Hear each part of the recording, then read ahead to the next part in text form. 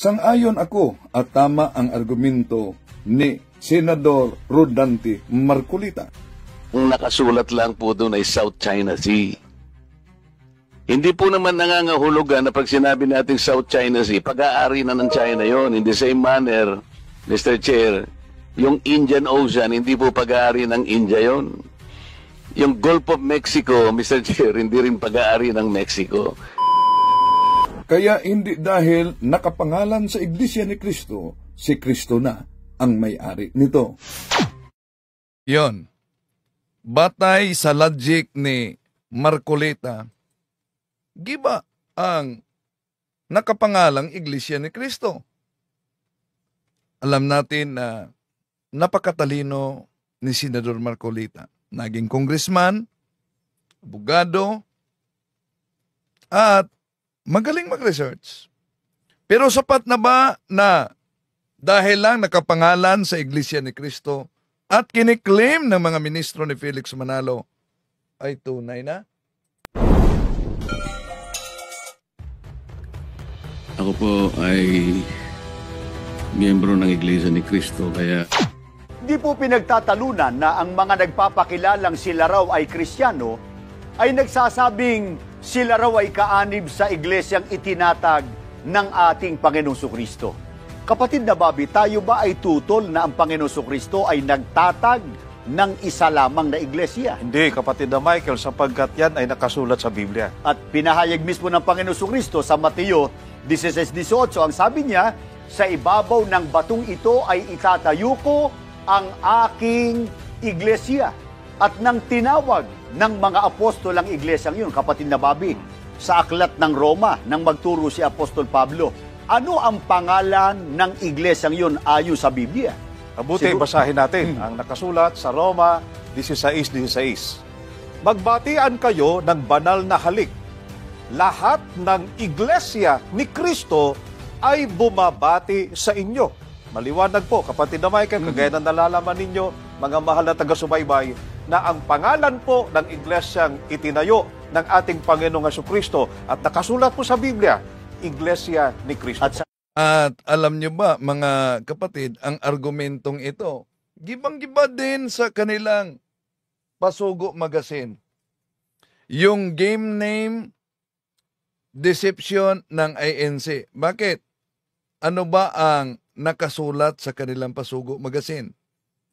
Kung tingnan natin ang nakasulat sa kanilang Pasugo Magazine, mga kapatid, pinatunayan mismo na ang pangalang Iglesia ni Cristo, may pamplito kasi sa Pasugo Magazine, labas noong 200.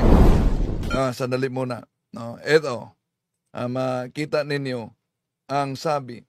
Hindi nangangahulugang sapat ng tawagin lamang Iglesia ni Cristo ang isang iglesia upang ito ang kilalaning tunay na kay Kristo.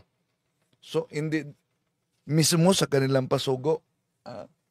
Pero, paano ba ginagamit ng mga ministro ang tinatawag na name game deception?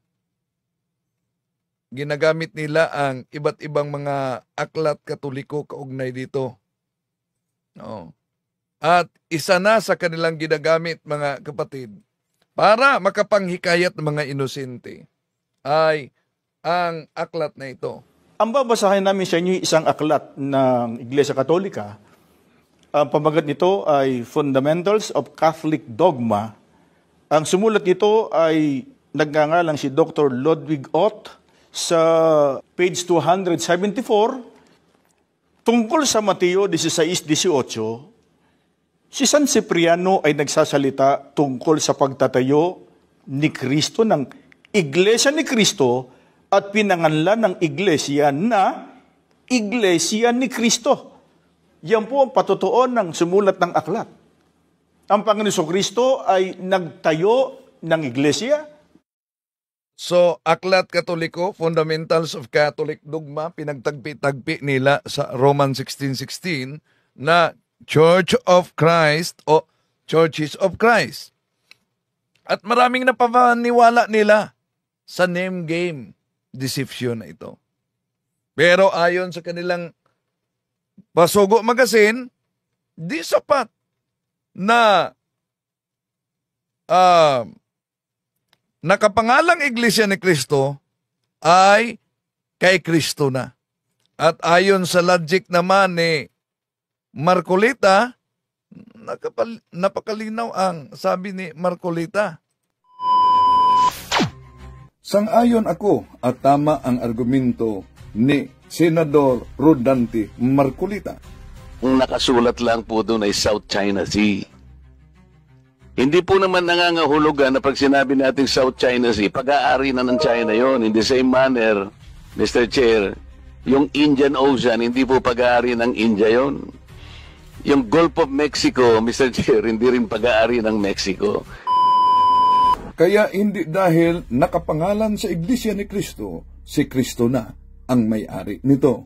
Yes, dahil malinaw sa kanilang SEC registration na itayo ang Iglesia ni Cristo. Letter K pa yan.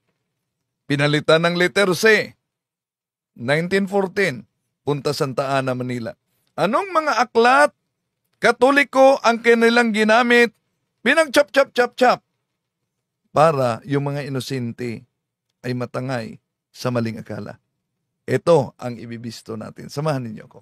Kasi kamalingan, pag palaging inulit-ulit ay magmukha talagang katotohanan para sa ating mga kapatid na kulang ang kaalaman. Ang pagkadaya ay maranasan sa iba't ibang paraan. Pero napakasakit pag madaya tayo sa pananampalataya. Dahil nanganib pati ang ating kaluluwa. Viva Cristo Rey! Pro Dio et Ecclesia!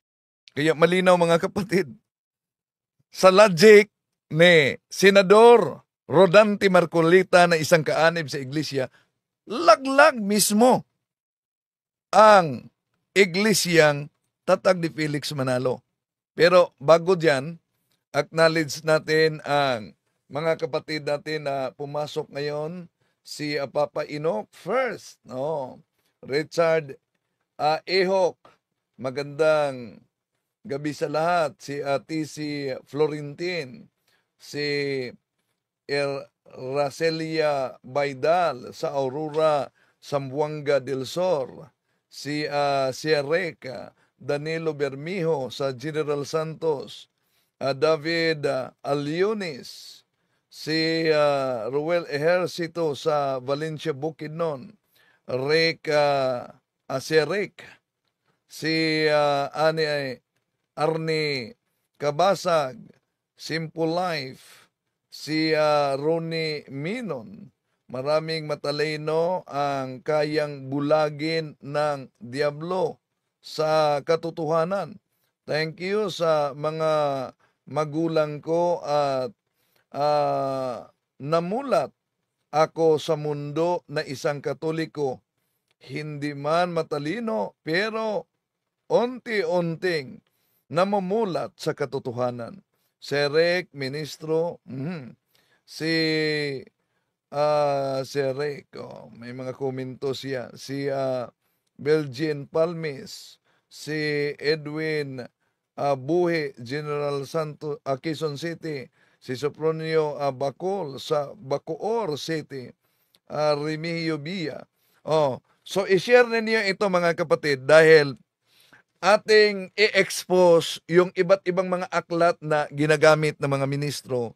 At kung ikay inosente at para sa iyo ay sapat na magsimba tuwing linggo, di mo pinag-aralan ang pananampalataya, fides quaerens intellectum, faith seeking understanding.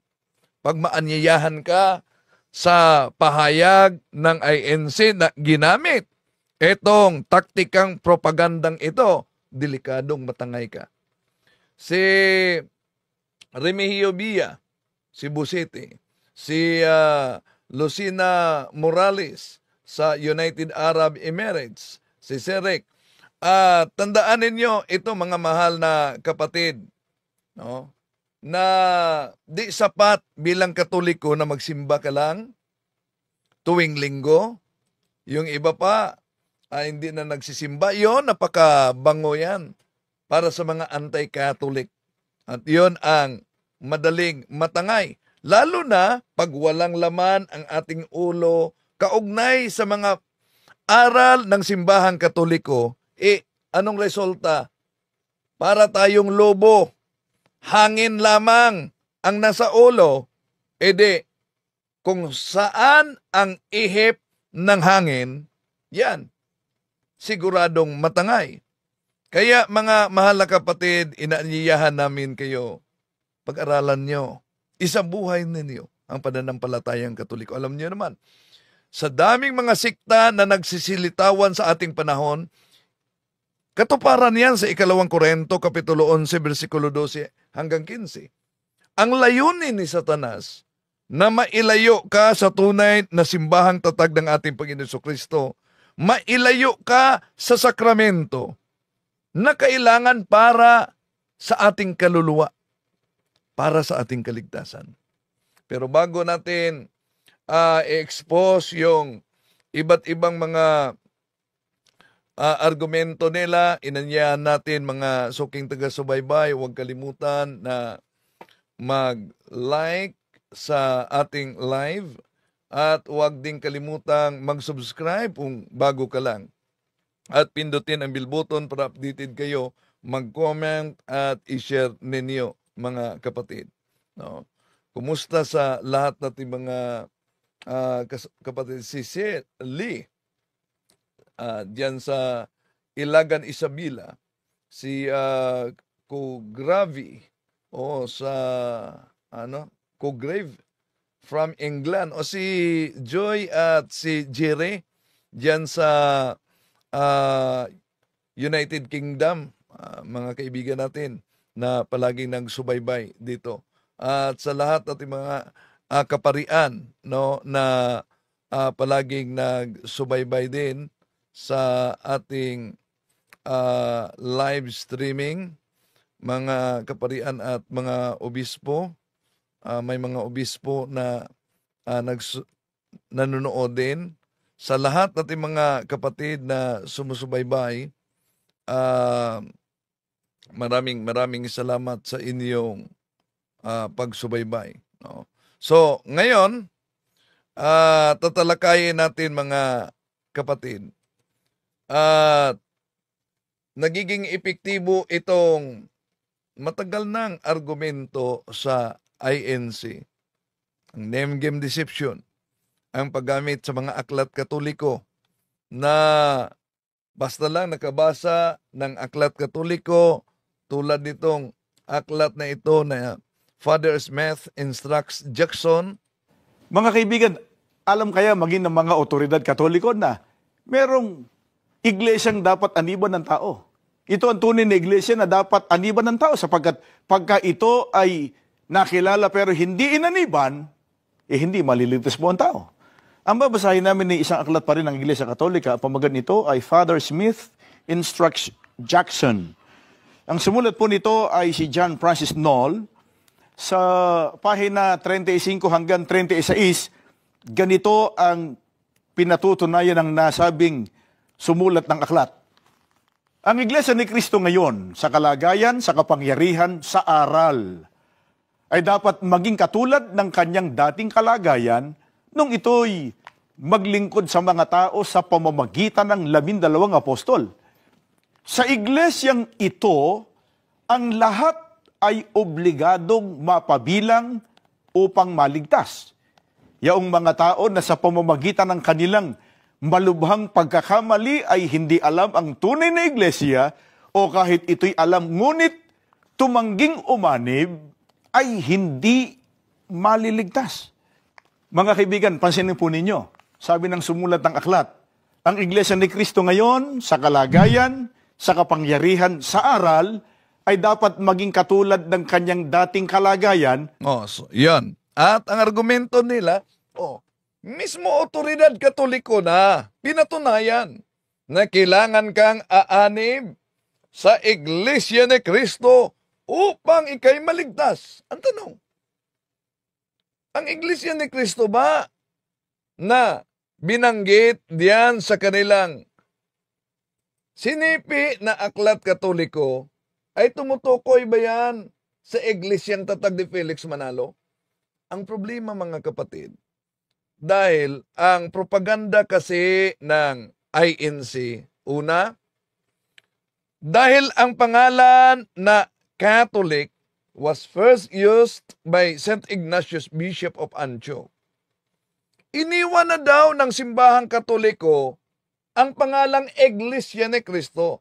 Yun ang desipsyon ng mga ministro. Sino nagsabi?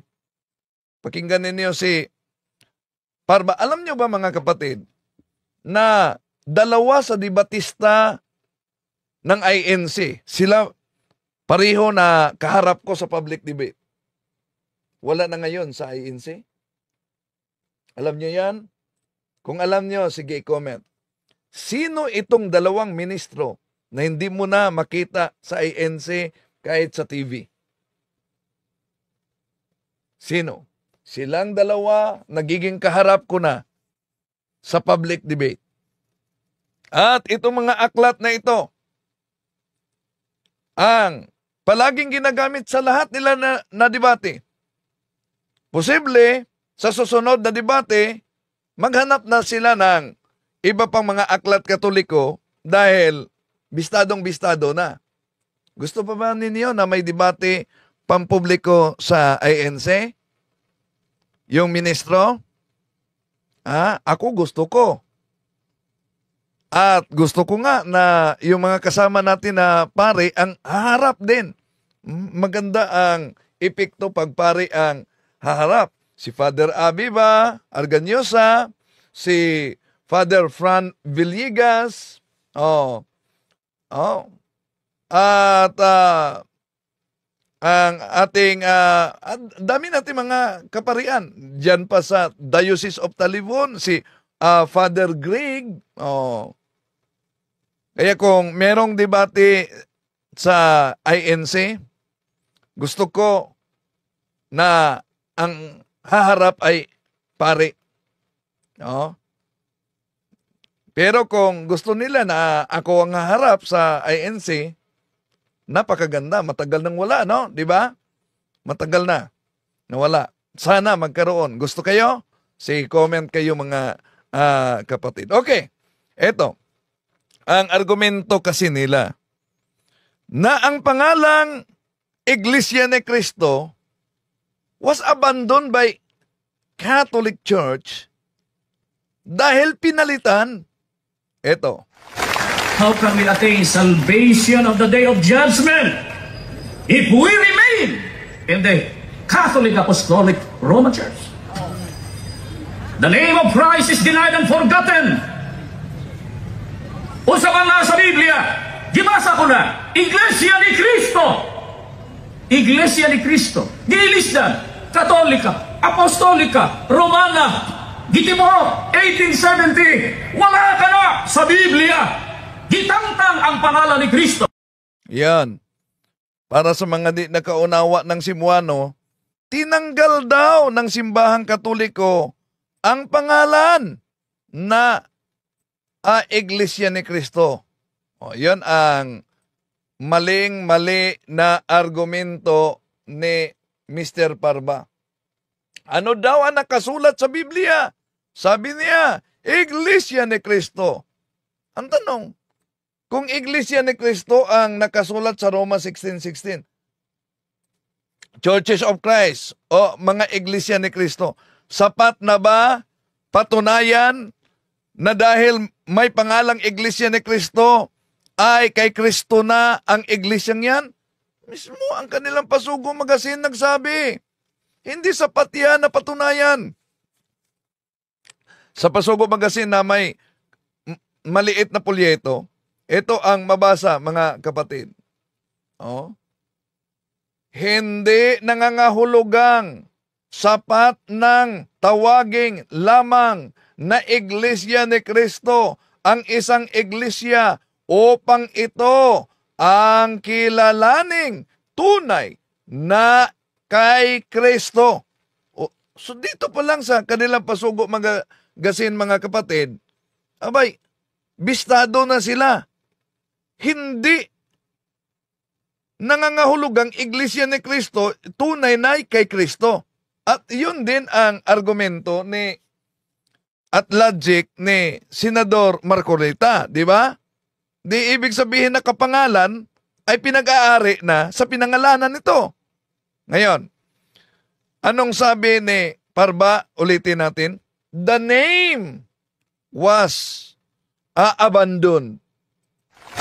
How can we attain salvation of the day of judgment if we remain in the Catholic Apostolic Roman Church? The name of Christ is denied and forgotten. Usa man na sa Biblia, gibasa ko na, Iglesia ni Cristo. Iglesia ni Cristo. Gilisdan, Katolika, Apostolika, Romana, Gitimoro, 1870. Wala ka na sa Biblia. Gitangtang ang pangalan ni Cristo. So, kailan ang One Holy Catholic? Idiniklara 1870. Wala umano yan sa Biblia. Pinalitan. Pero siya mismo ang nagbuking sa kanyang sarili. Nun bang tinawag na Iglesia Katolika? Pinalitan ba? Siya mismo ang nagbasa. Nung ginamit niya ang aklat ni Reverend Father Edward Taylor, ito paboritong-paborito ng mga ministro ni Felix Manalo, ano po ba ang mabasa dito? Ito ang ginamit ni Parba. Pero, merong bahagi na hindi sana dapat pwedeng ituloy nila, natuloy niya pagbasa. Ito. Matod sa ilang libro, kinsay gi-invento sa pangalang Katolika. Usbon ko. Yeah? It was first used by Saint Ignatius.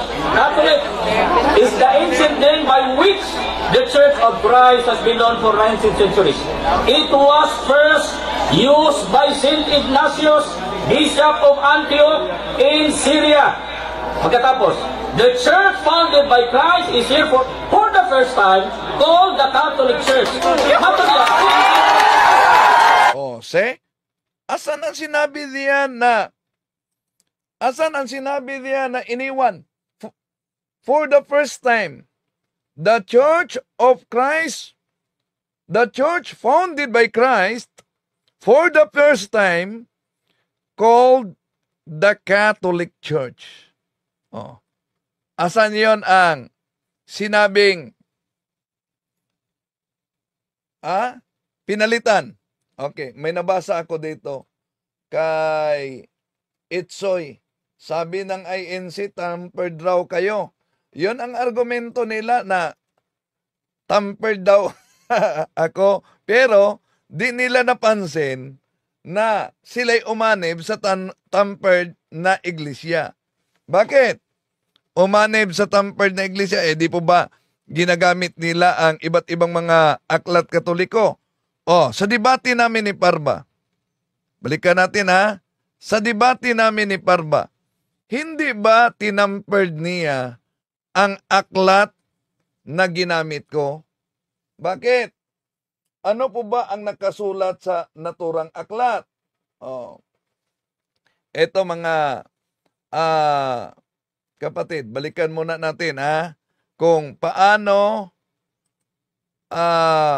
sila ang panay nagsabi, tampered, pero sila ang nagtampered. Ito, sa debate namin. Pero ang mastermind, matugari sa inyong libro, gusto na ko, they altogether fantastic to say that the remote beginning. They altogether fantastic to say that the remote beginning.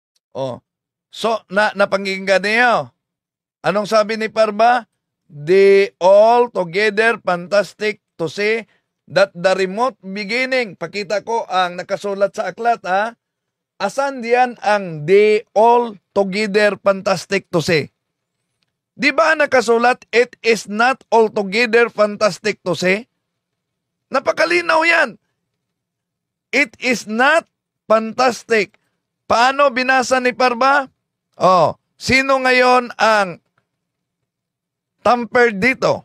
Sino ngayon ang nandaya? Balikan natin. Pero ang mastermind, matugari sa inyong libro, gusto na ko, they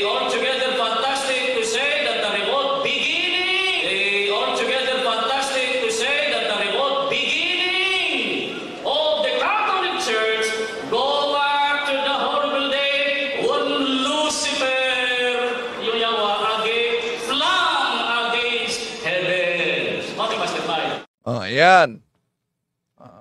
Panay sila nagsabi, tampered. Pero, si Parba, yun, tinampered ang nabasa. Di lang yan. Yung, ang daming mga iba't ibang version natin dito na may mabasang One Holy Catholic Apostolic Church. Sa Protestant na salin. Pero pag gagamitin natin yan, yun, ang palusot ng mga pastor, research naman kayo, di po ba? Di naman ibig sabihin, dahil ginamit namin yan, sola eskriptura na ang simbahan Katoliko. Kaming mga apologists ng Katolik. Pero, ginamit natin ang iba't ibang salin. Bakit? Para pagbigyan ang kanilang pangangailangan. Ang problema, na sila nagsasabing tampered, ito'y malinaw tinampered ng kasama nila, oh. Nagandinikitan ko raw ito. Bueno, bubuksan natin, titingnan natin yung Apokalipsis 13:18. Tingnan natin kung may dikit, Ayan. Ito po ang lugar na yun, Ito po, Ayan po yun, Ayan po yun, Kung may dikit man yan, hindi ako ang may gawa. Dipensor Katoliko nun, si Mr. Rolly Tesorero, siguro. O di kaya, baka si Monsignor Abriol din. Kasi si Abriol noon buhay pa. Imagine, nakita ninyo may dikit. Pagkatapos, di daw siya ang nagawa. Posible, Dipensor Katoliko. Nasa kanya ang Bible. Pagkatapos, Dipensor Katoliko ang pagbintangan na gumawa ng pagdikit na yan. Hindi lang yan. Sa mga nagsasabing, tinampered. Sino bang mahilig magtampered? Di ba? Kahit ang aklat Katoliko, natampered na. Ito pa. Mga aklat Katoliko, ito pala. Ito. Ito ang aking Birheng Maria. Imagine, dahil ito'y sagot sa nag-comment na ayon sa INC, tampered daw kayo. Tingnan ninyo. Sino nag-tampered ngayon? Sandali, si humility, mahirap magbingi-bingihan ang hindi bingi. Si Brad Windel pa ang tinawag na Mr. Tampered, pero may ebidensya na si Sinita ang may book na tampered. Hindi lang yan. Ang kanilang ministro na nagbasa. Di ba? Sa mga aklat Katoliko, tinampered. Halimbawa, ito. Sandali. Ito na aklat. Ano tong aklat na ito? Ang aking Birheng Mariang Tagapamagitan. Ginamit nila ito. Makita ninyo, Sa aklat po nila na pinamagatang ang aking Birheng Mariang Tagapamagitan, napansin nyo ba ang pagtampered, mga kapatid? Aklat na ito, kulay puti. Ang hinawakan, ito, na kulay. Tingnan ninyo. Sa aklat po nila na pinamagatang ang aking Birheng Mariang Tagapamagitan, sa pahina 63 ay ganito naman ang nakasulat. Mahabag ka, inako, dito sa iyo na nagnanasang ikaw ay sambahin, igalang at purihin ng buong pag-ibig sa lahat ng bagay, sapagkat Diyos kang maawain at makapangyarihan sa lahat. Narinig ho ninyo, binasa lang ho natin ng aklat ng Iglesia Katolika. Narinig ninyo. Binasa lang natin ang aklat Katolika. Binasa daw niya ang aklat Katolika. At itong aklat na ito, anong pahina? Balikan natin siya. Sa aklat po nila na pinamagatang ang aking Birheng Mariang Tagapamagitan, sa pahina 63 ay ganito naman ang nakasulat. Sa pahina 63 pa.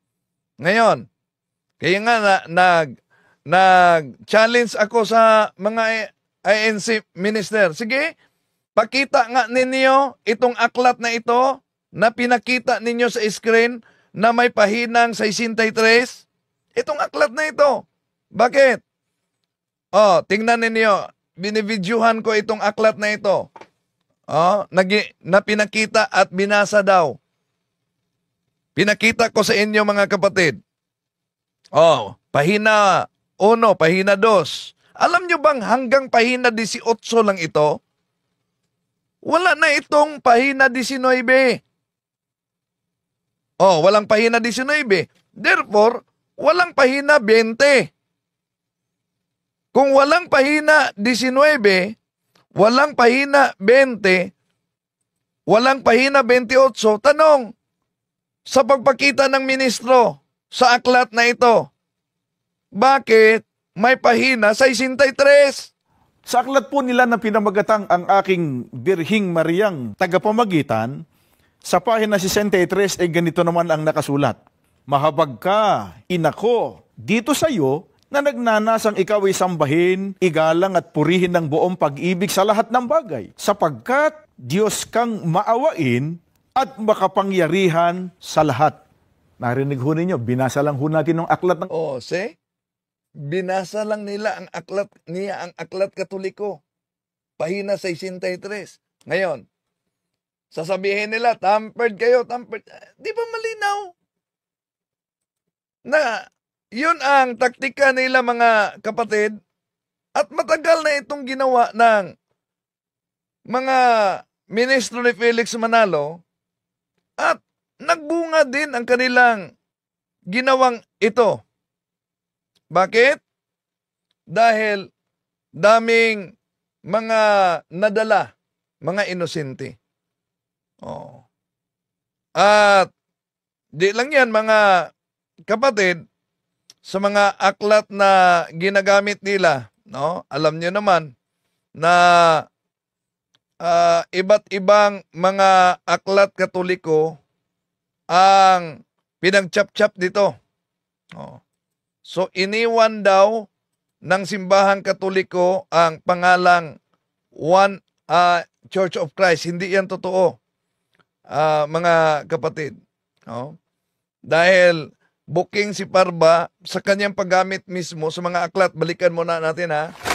How can we attain salvation of the day of judgment if we remain in the Catholic Apostolic Roman Church? The name of Christ is denied and forgotten. Usa man na sa Biblia, gibasa ko na, Iglesia ni Cristo. Iglesia ni Cristo. Gilisdan, Katolika, Apostolika, Romana, Gitimo, 1870. Wala ka na sa Biblia. Gitangtang ang pangalan ni Cristo. Tinanggal daw ng simbahang Katoliko ang pangalan ng ating Panginoon Jesucristo. Kailan? 1870. Tinanggal.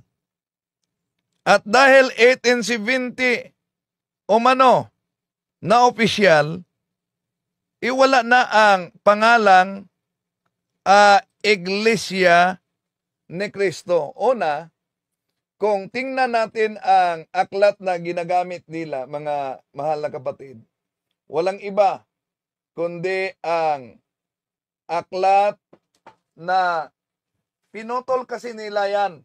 Ito, Discourses of the Apostles' Creed. Ito ang ginagamit na argumento ng mga ministro. Pahina 191. Ito, pero pinutol. Ito ang mabasa, mga mahal na kapatid.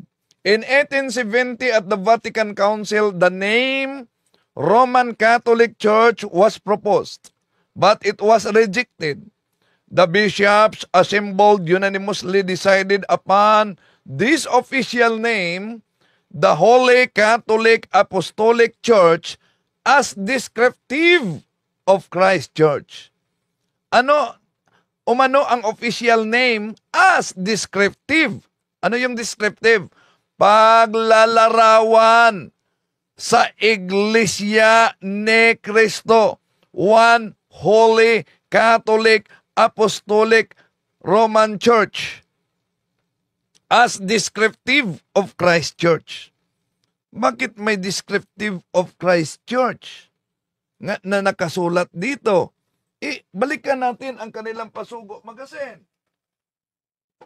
Dahil inaamin mismo sa kanilang Pasugo Magazine ang pangalang Iglesia ni Cristo ay hindi sapat upang kilalanin kay Kristo ito. Ito, hindi nangangahulugang sapat ng tawagin lamang na iglesia ni Kristo ang isang iglesia upang ito ang kilalaning tunay na kay Kristo. O kaya nga, dami ang mga iglesyang nagdala sa ating Panginoon Jesucristo.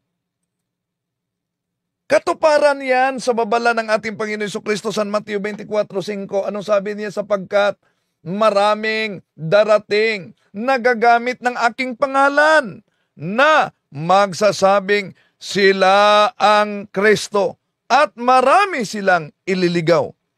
O marami ang magdala sa pangalan ng ating Panginoon Jesucristo at isa na ang iglesia ni Kristo. Bakit? Isa na ang iglesia ni Kristo. Balikan natin ang pahayag mismo ng mga ministro na ginamit lang nila ang Roma 16:16 at yun din ang sinabi ni Marcolita, siya daw ay kaanib sa iglesia ni Kristo dahil inaangkin ng mga ministro mula pa ni Felix Manalo ang Roma 16:16. Ako po ay miyembro ng Iglesia ni Cristo, kaya Di po pinagtatalunan na ang mga nagpapakilalang sila raw ay Kristiyano ay nagsasabing sila raw ay kaanib sa iglesyang itinatag ng ating Panginoong Sukristo. Kapatid na Bobby, tayo ba ay tutol na ang Panginoong Sukristo ay nagtatag ng isa lamang na iglesia? Hindi, kapatid na Michael, sapagkat yan ay nakasulat sa Biblia. At pinahayag mismo ng Panginoong Sukristo sa Mateo 16:18, ang sabi niya, sa ibabaw ng batong ito ay itatayo ko ang aking iglesia. At nang tinawag ng mga apostol ang iglesyang yun, kapatid na Bobby, sa aklat ng Roma, nang magturo si Apostol Pablo, ano ang pangalan ng iglesyang yun ayon sa Biblia? Mabuti, basahin natin ang nakasulat sa Roma 16:16. Magbatian kayo ng banal na halik. Lahat ng iglesia ni Kristo ay bumabati sa inyo. Maliwanag po, kapatid na Michael, kagaya ng nalalaman ninyo. Maliwanag umano. Kapatid na Michael, gaya ng nalalaman ninyo, pag binasa ang Roma 16:16, mangagbatian kayo ng banal na halik. Binabati kayo ng lahat ng mga iglesia ni Kristo. Yun. Inaangkin agad nila, mga kapatid, na sila daw yan ang tinutukoy. Dahil Iglesia ni Kristo ang pangalang narehistro sa Securities and Exchange Commission dito sa Pilipinas, nasa Artículos de Incorporación para Pol 4, Cuelos Fundadores de esta Asociación, Son Felix Manalo, abay inaangkin na sila daw ang tinutukoy yan. That's very illogical, mga kapatid. Bakit? Una, sila mismo ang nagsabi na ang tunay na iglesia, ang iglesia ni Kristo, sila mismo nagsabi, ang unang iglesia ni Kristo, walang iba, kundi ang Iglesia Katolika. Balikan natin, ha? Mali po ang pagkaunawa nitong si Talibong. At ang Iglesia Katolika bilang isang organisasyon o samahang pangrelihiyon, yan po ang organisasyon. Pagka sinusi pabalik, yan ang dating Iglesia ni Kristo. Yan ang dating Iglesia ni Kristo. Yan ang dating Iglesia ni Kristo. See? Itong simbahang katolikong ito ay siyang dating Iglesia ni Kristo. Kaya kung inangkin nila ang Roma 16:16, mga kapatid, Roma 16:16, abay, tumutukoy yan sa Iglesia Katolika dahil sabi nila, ang Iglesia Katolika ay yun ang dating Iglesia ni Kristo. At dahil inangkin nila ang Roma 16:16, so anong lalabas na argumento? Eh di may squatter. Dahil hindi yan tumutukoy sa kanila, di ba? O, squatter yan, mga kapatid. Inaagaw ang tunay na iglesia. Kaya, sa mga nagsasabi, ito pala, ang pandaraya sa debate o kawalang katapatan ni Mr. Talibong na kinatawan ng Iglesia Katolika. Iyan ang kanilang ginagamit na argumento na may pandaraya. Pero alam niyo, yung desisyon ng moderator, abay, hindi yan ipinakita nila. Di ipinakita nila ang desisyon ng moderator. Excuse me. At hindi lang yan. Di napansin ng karamihan na kahit ang mga aklat na ginagamit ni Felix ni Parba, no? Abay, pinag-magic pala, mga kapatid. Minagic. Kaya i-forward ninyo ito sa mga kapatid nating mga Katoliko para alam nila itong mga taktika ng mga ministro ni Felix Manalo, mga kapatid. At ma-aware kayo na ito ang paraan nila para yung mga inosente ay matangay. No? Limbawa, balikan natin, 1870 daw lumabas, therefore official. Balikan natin, ha. 1870, ang tibuok official name, the Holy Catholic Apostolic Roman Church. Remember, my friends, Magellan landed in the Philippines in 1521.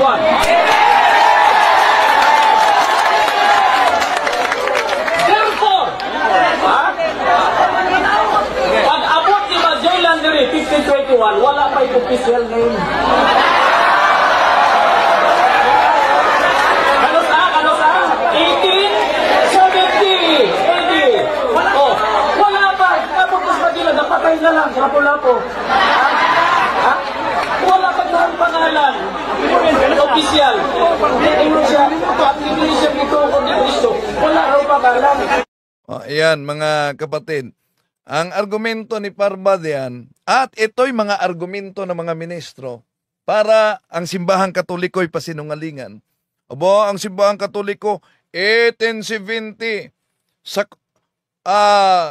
Konselyo Vaticano, diniklara one Holy Catholic Apostolic Roman Church. Kailan? 1870. Therefore, 1521, pagdating ni Magellan sa Pilipinas, abay, wala pang opisyal. Kaya ang argumento nila, before 1870, wala pang Santa Iglesia Apostolica Katolika Romana. Ang maisagot natin diyan sa mga ministro, research naman kayo pag may time. Bakit? Kung yun ang argumento ninyo, abay, ibig sabihin din niyo binasa ang aklat ni Felix Manalo, ang founder ninyo.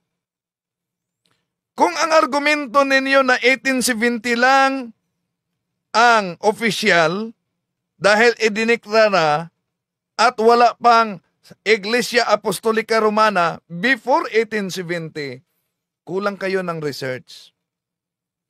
Anong nakasulat sa aklat ni Felix Manalo? Ang sulo.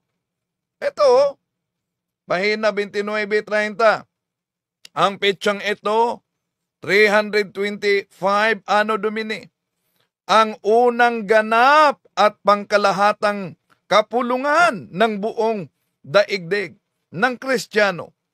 Sa pulong na ito, sumipot ang bagong relihiyon na siyang pinamagatang Iglesia Katolika Apostolika Romana.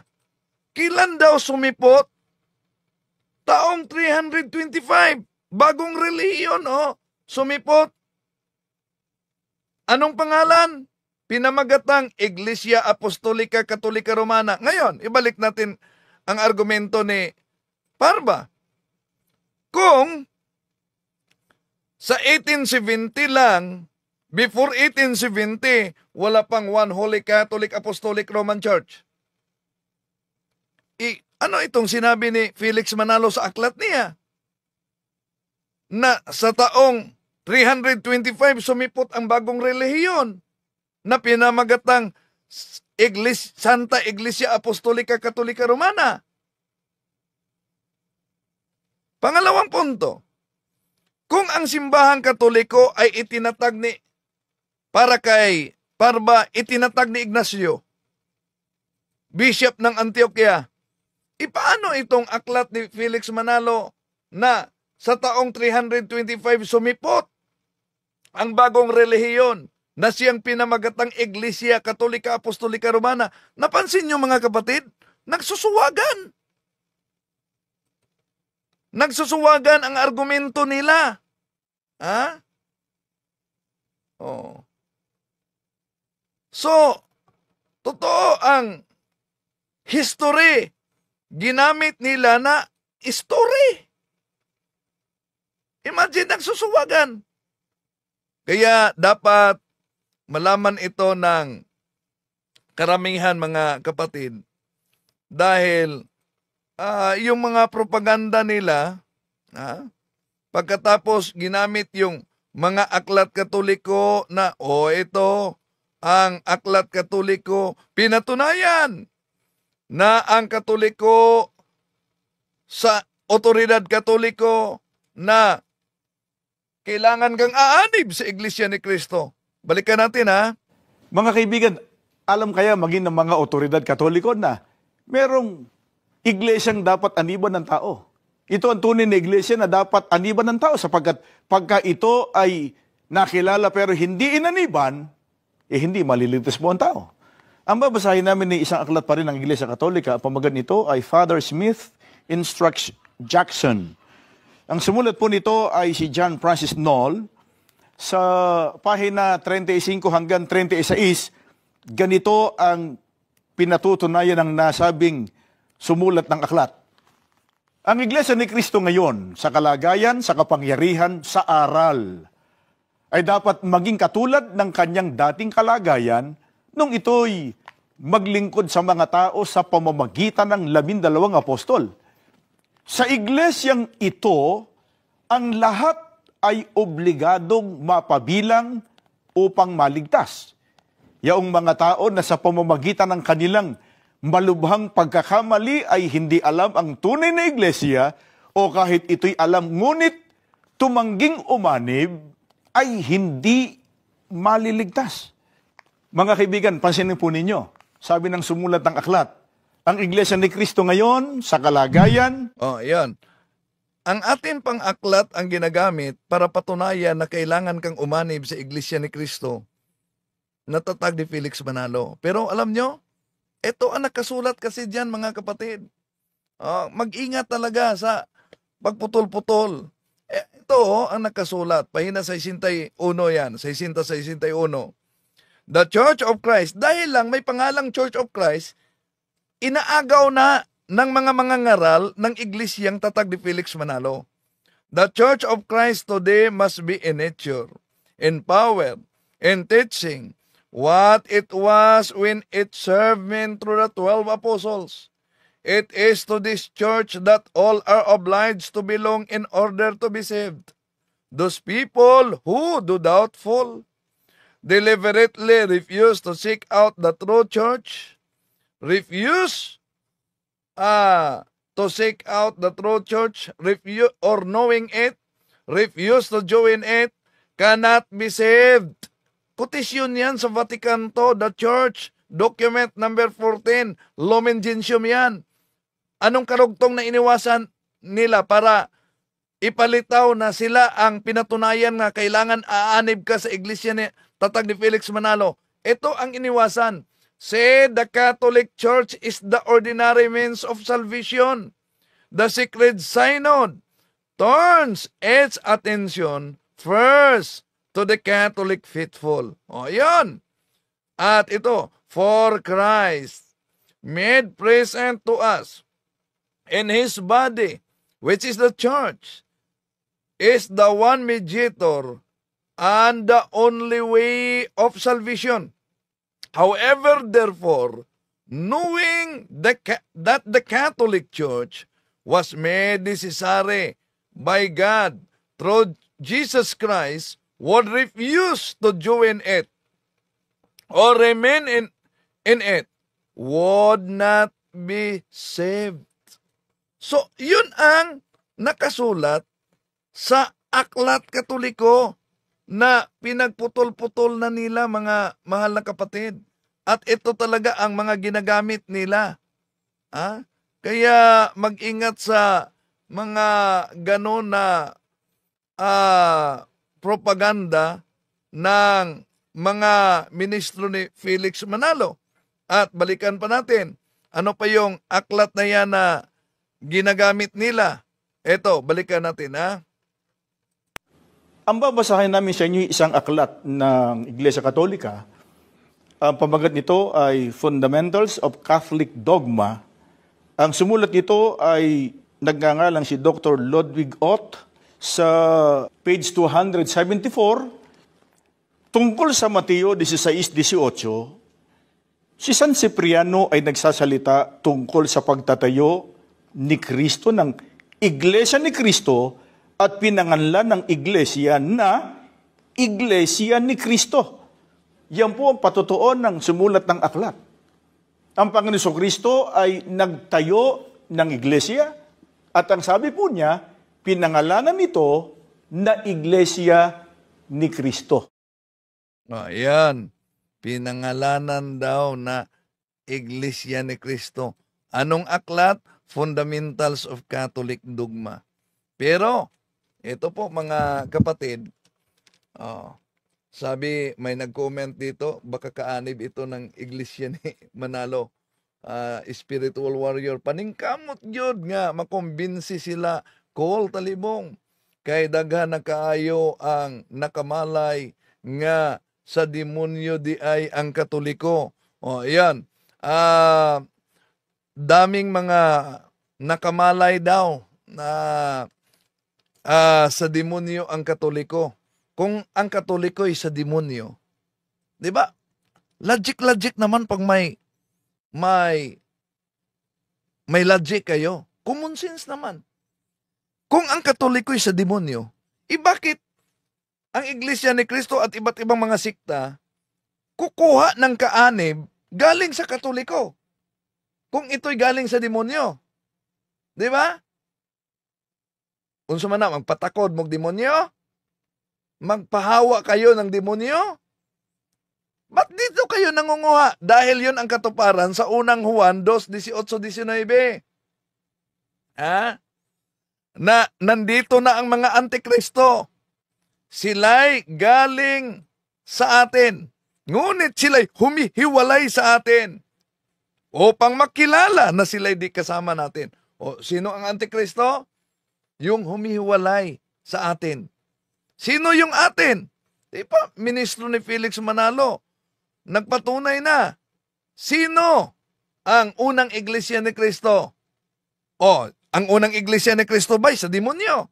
Abo, isip-isip naman. O, tingnan nyo ang sabi ng mga ministro. Mali po ang pagkaunawa nitong si Talibong. At ang Iglesia Katolika bilang isang organisasyon o samahang pangrelihiyon, yan po ang organisasyon. Pagka sinusi pabalik, yan ang dating Iglesia ni Kristo. Yan ang dating Iglesia ni Kristo. Yan ang dating Iglesia ni Kristo. Sa demonyo ba ang dating Iglesia ni Kristo? Yung tinatag ng ating Panginoon Jesucristo ay sa demonyo. Pagkatapos yung tatag ng tao, 1914, Punta Santa Ana, nagiging tunay bigla. Dahil lang sa pang-aagaw ng mga pangalan na nakasulat sa Aklat Katoliko at sa Biblia, na wala naman kayong sariling Biblia. Ano ba yan? Ha? Di ba? Okay na, isip-isip naman. Pag may time. So anong bagay? Ito ang binasa nila mga kapatid para makatangay sila ng mga inosente. Fundamentals of Catholic Dogma. Ha? Pahina 274. In regard to Matthew 16:18, Saint Cyprian. Oh, may kasama ba kayong Santo Cipriano? Katoliko yan. Speaks of the building of the church by Christ and designate the church of Christ. Yan. Dahil nabasa ang Church of Christ, abay, inaagaw na. Pero, sino po ba yung Church of Christ na binanggit sa aklat na ito? Ito po ang ating mabasa mga kapatid. To describe this true Church of Christ, which is the Holy Catholic Apostolic Roman Church, there is no name more noble, none more excellent, none more divine than the expression, the mystical body of Jesus Christ. Oh, see? Yun lang, pinuputol, pinachap-chap, pagkatapos, ini-squat. Oh. At daming napaniwala ng ganyan. Oh. At alam niyo naman, walang sariling Biblia sila. Yeah? So, pinakita lang natin yung argumento na ganyan mga kapatid. Dahil, mapansin ninyo, yung mga aklat Katoliko na ginagamit ng mga ministro ni Felix Manalo, lalo na sa debate, hope na may susunod na debate para sa totoo lang mga kapatid, sa bawat debate, meron talagang mga, kaya nga, kahit na yung abogado na Iglesia ni Cristo, na noon pa man, Iglesia na siya, na-convert talaga sa simbahang Katoliko. Barangay captain, na noon pa man ay Iglesia ni Cristo na. Oh, so anong resulta? Na convert. At yung sa radyo, in-interview natin sa radio station, 2 anak ng mga ministro na-convert sa simbahang Katoliko. Tapos sa debate, 2 yon, mga anak na na-interview natin, mga anak ng, pero patay na ang kanilang papa na ministro dahil isa sa mga dahilan nila, iniwanan nila, matapos yung debate, yung inilibing na ang kanilang papa, di pa natapos ang paglibing, nag-aalisa na ang mga kasama nila, pati na yung sumamang mga ministro dahil oras na daw sa pagsimba. So iniwanan sila. O yun, na interview natin yan sa radyo mga kapatid, no? Na-interview natin sa radyo. Iyong kapitan din, barangay kapitan, na-interview din natin sa radyo na saksi siya sa debate, no? Hanapin natin para ma-replay natin dito mga kapatid yung file natin. No? Maganda ang mga mangyayaring debate dahil may madala talaga, no? May yayakap talaga sa simbahang Katoliko. Yung tunay na naghahanap ng katotohanan, yayakap talaga sa simbahang Katoliko. Ngayon, sa mga debate kasi, booking sila sa mga aklat na ginagamit nila. Isa sa mga argumento para patunayan na ang simbahang Katoliko ay hindi totoo o na Ito, aklat ni Monsignor Abriol. Ginagamit din ito ni Parba. O, ang sa gisulti sa pare. Diya. Ang wikang Katolika, libro ito ng pare, ay salitang Griego. Ang ibig sabihin ay pandaigdig o pangkalahatan. Bagamat hindi ginamit ng Panginoon ni Kristo at ng mga apostoles ang katagang ito.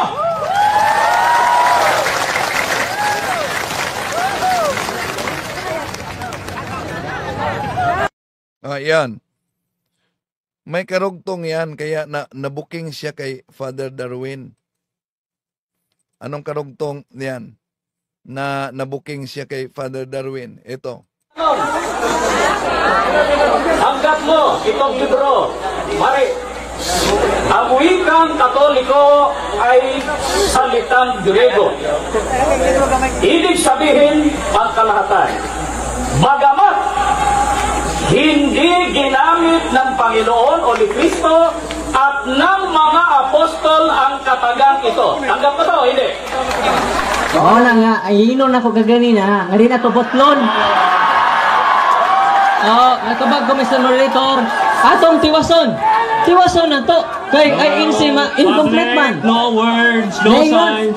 Ningon din ni bagabat, hindi ginamit ng Panginoon at ng mga apostoles. Di man i-period, kama man eh. Anong imo mang i-period? Mo nang ma-period, imong pagsabot. Padayon.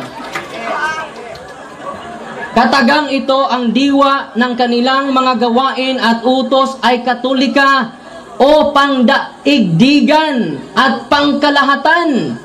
Inyong gawing alagad ang lahat ng bansa. So klaro, Catholic. Iritso lang lagi basa.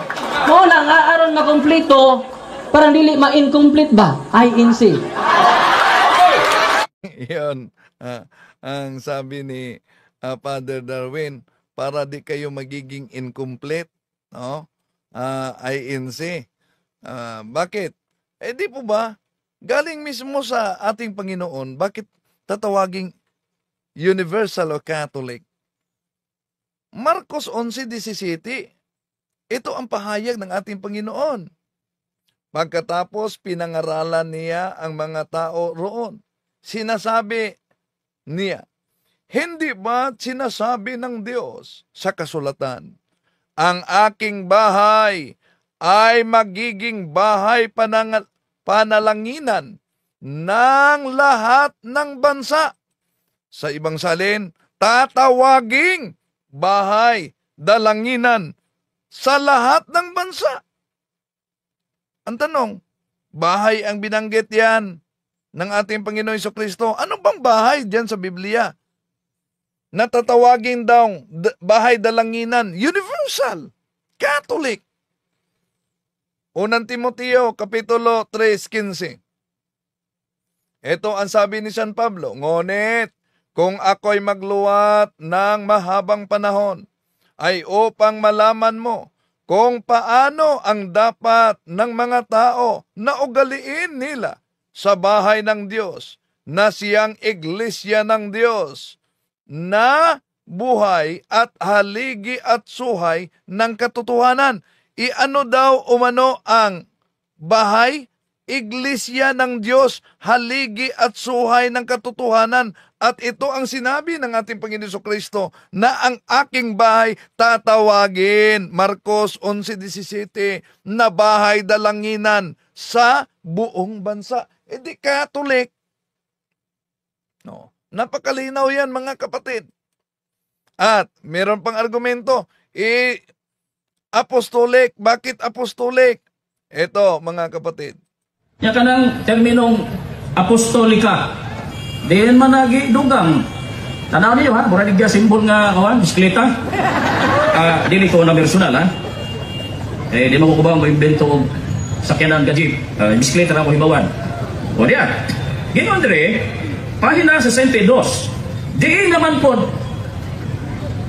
gidusok, gisulot kanang terminong apostoliko. Libro ni sa Simbahang Katolika. Ginoon dire, ang kredong ni siya, Nicene Creed, Yan ay 325 AD. Sa konsilyo sa Nicaea, yung Nicaea, yan ang Iznik, Turkey. Karon, ang salitang apostoliko ay idinagdag sa pagsasalarawan sa simbahan. Hindi gidugan ng terminong apostoliko. 325 lang na konsilyo sa Nicaea. So, Katolika, almost year 110. 325, apostolika. Ayan. Kailan dinagdag umano? Sa council ng Nicaea. Napansin nyo ang mga ministro ni Felix Manalo sa debate? Di na sasabihin yung pahina. At minsan ang title. Bakit? Para sa susunod na debate, di mapag-aralan. Kaya dapat isave ninyo itong video ito dahil sa darating mga kapatid, ito talaga ang kanilang mga argumentong ginagamit. Pinag-chap-chap, no? So, dapat aware kayo sa mga ganito. Ito ang binasa niya. Ito ang binasa niya. Pero bakit po ba in Nicene Creed, the word apostolic is added in describing the church? May karugtong yan. Ito, in the Nicene Creed, the word apostolic is added in describing the church. This was stressed against certain heresies of the 4th century, preached that they had a special knowledge. The stress on apostolic is important. What with so many Christian groups today claiming a direct line with the Holy Spirit. O yan, idiniklara. Dahil hindi na bago, 4th century pa lang. Meron ng tulad ni Felix Manalo na nagkulong lang sa kanyang silid, hindi kumain, hindi natulog, paglabas naging anghel na. Tulad ni Kibuloy. Di mo ba? Naging appointed Son of God na. Ganon din. Kaya idiniklarar ang di mabagong katotohanan na the church founded by Jesus Christ must be apostolic in origin. At napaka-biblical yan mga kapatid na ang simbahan ay must be apostolic in origin. No? Nasa Biblia yan. Imposible naman kung di nila yan na kita, di nila yan nabasa. So dito, iniisa-isa natin ang mga aklat na ginagamit nila. Bakit? Dahil para aware kayo. Aware kayo. At sa Roma naman, ito mga kapatid. Yan ka ng Romana. Pabalik ka sa libro. Sa gayon naman dire. Roman Catholic. Brother Edward Taylor. Nakaibaw na si Brother Sokele. The Council of Trento. Kung tanaw ninyo sa ilang mga konsilyo, 1545 AD yun. AD ha? 1545, 16th century. Ano sa ba nakaabot dire si Magellan? 1521. Sabi ninyo sa Gidugang, the Council of Trent made Roman part of the official title of the church. Ano sa aman po nang intra ng pangalang Romana? 1545 sa konsilyo sa Trento. So layo ang diferensya.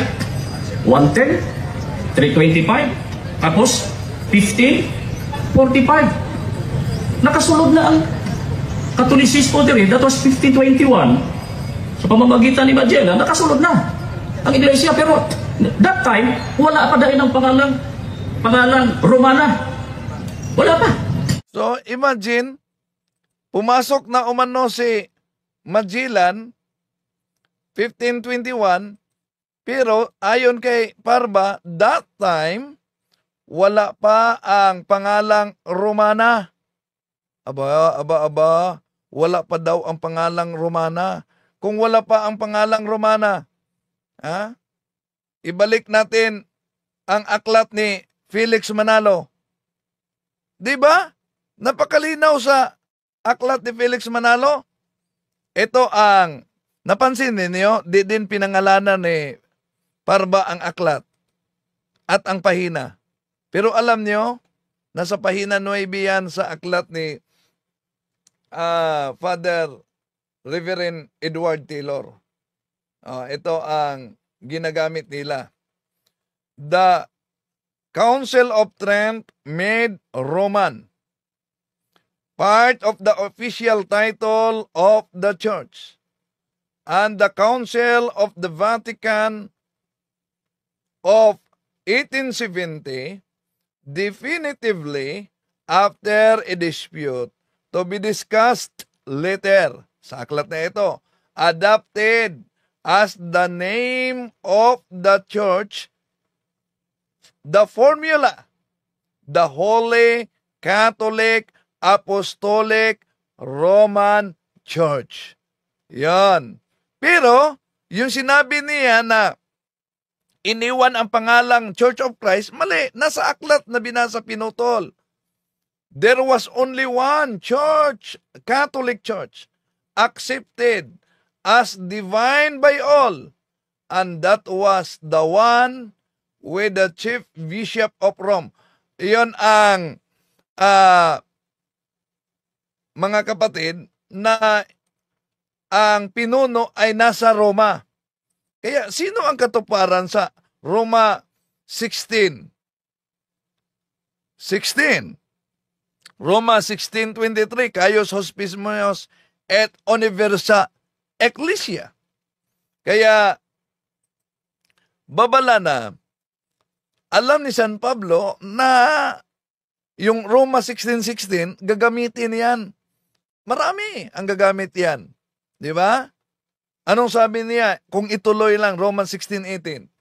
Sabi ni San Pablo, iniligaw nila ang mga may mahihinang pag-iisip sa pamamagitan ng kaakit-akit at matatamis na pangungusap. Yun.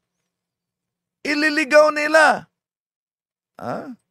Kaya, bakit Roman? Kada naman kumbaga, diin mo na. Tanaw na to. Religion, Doctrine and Practice. Page 454. Kami ang naman yun, no? The word Catholic,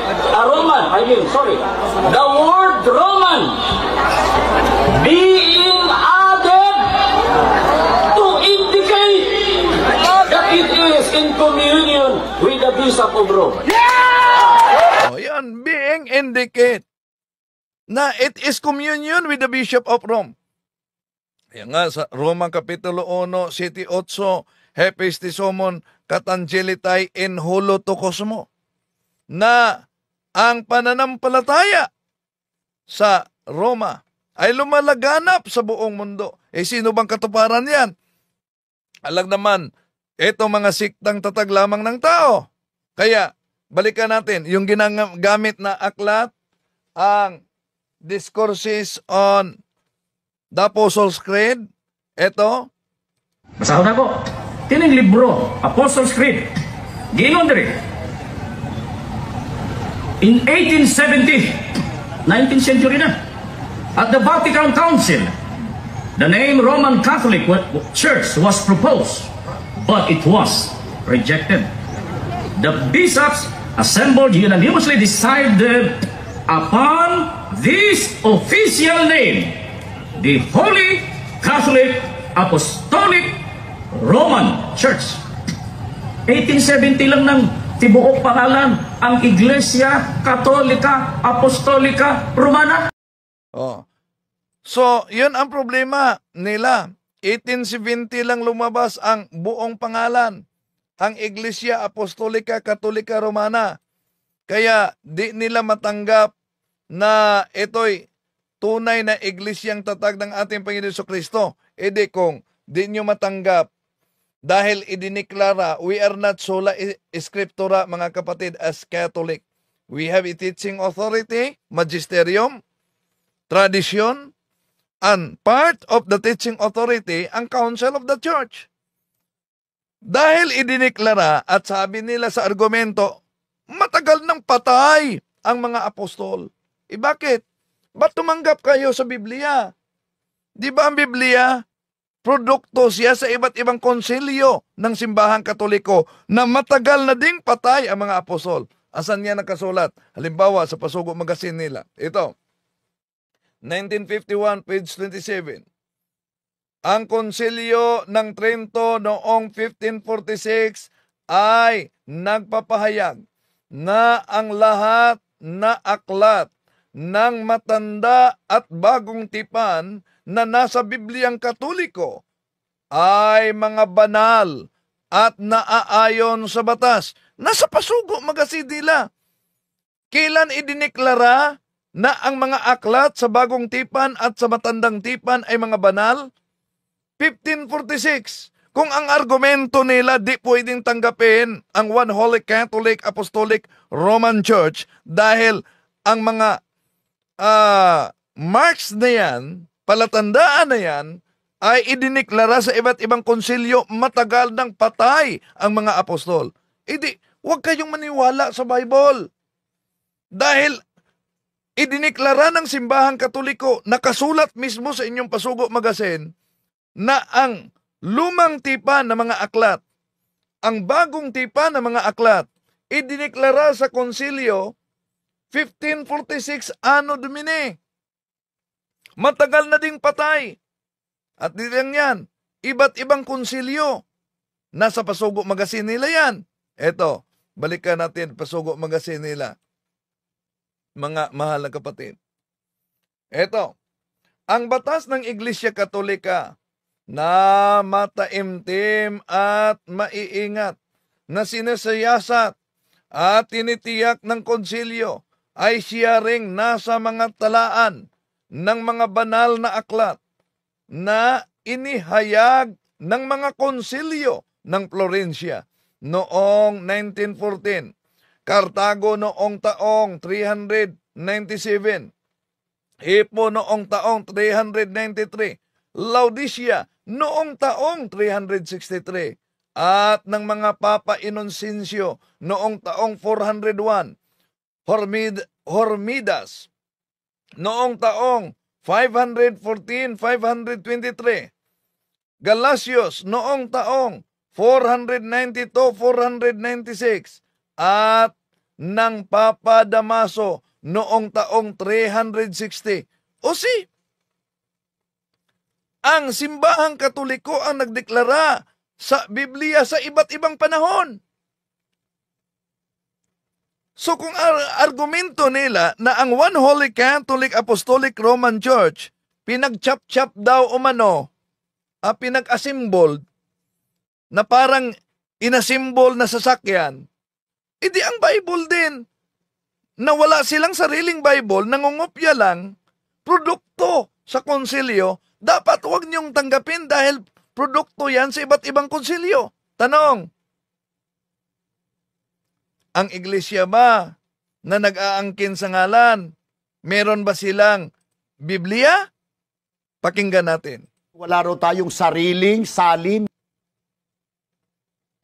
Biblia. Kaya natin na gumawa ng sariling salin ng Biblia. Kaya natin, kapatid na Michael. Pero hindi po ginagawa yon ng Iglesia ni Cristo. Ang dahilan, kapatid na Michael, iyon nga mismong mga Biblia ang isinali nila na ating ginagamit. Hindi nga nila halos paniwalaan pag tayo ang gumagamit. Di lalo namang hindi nila tatanggapin kapag yan ay salin ng Iglesia ni Cristo. Tikalawa, hindi naman po komo ang isang relihiyon tulad ng Iglesia Katolika. Hindi naman komo ang isang relihiyon, mayroong sinaling Biblia, gaano mang karami yan, hindi katibayan yan na yan ay totoo o tunay na relihiyon. Inaamin nila na ang Katoliko nagsalin ng Biblia gaano karami yan, pero di daw umano katibayan na ang sinalin dahil tayo'y nagsalin, totoo na ang Katoliko. Di ba? Very illogical. Bakit? Imagine, ang nagsalin ng Biblia gaano karami, hindi totoo. Pero ang isinalin, totoo, kinopya nila. Okay ba yon? Ang hindi totoo, nagsalin ng totoo. Kinopya nila na wala silang salin. Di po layunin natin na saktan ang mga kapatid natin lalo na sa Iglesia ni Cristo. Pero sinangkot lang natin dahil sa matagal ng panahon, ito ang kanilang mga ginagamit na argumento, propaganda. At dapat aware kayo. I-save ninyo ito na video. I-forward ninyo sa mga kapatid dating mga Katoliko. Kahit na sa mga kaanib sa Iglesia ni Cristo. Dahil lahat nila ng mga argumento, yung akusasyon na tampered tayo, nakita niyo na mga kapatid, sino ang tunay na tampered. Yeah? Okay? So maraming salamat po sa inyong pagsubaybay. Hanggang sa muli, itong inyong lingkod, Brad Wendell Talibong. Maraming salamat. Bye-bye.